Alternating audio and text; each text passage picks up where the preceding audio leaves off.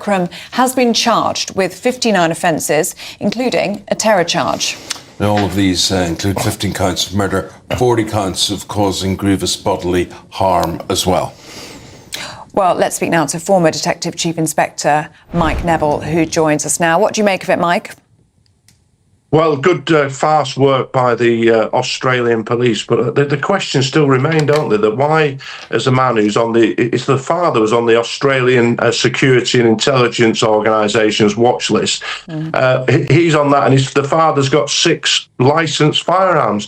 Just absolutely crazy. We can only hope now that the families start to get some kind of closure around this. It's an absolutely disgusting attack, but you can see the gravity of it with 59 offences. But certain things really strike me. I looked at the home of where these 2 men lived, and it looks like something off Neighbours. And you think that Australia has welcomed this man to stay. It's given him all the chances, the beauty of places like Bondi Beach, and this is how Australia is repaid.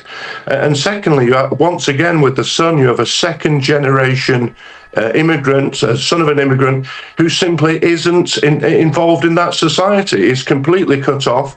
Is studying all sorts of very violent and wild with the Islamic State, and this is what you have if you have a lack of integration in Western societies. You know, Mike, it's interesting, your observations there about, you know, it being like Neighbours or Home and Away or whatever. I know that area, and Ellie knows it as well. We've both visited Bondi at various different times in our lives.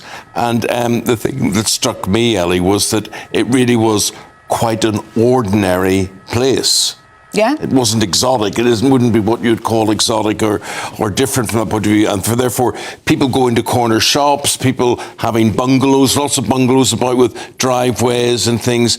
It could be anywhere.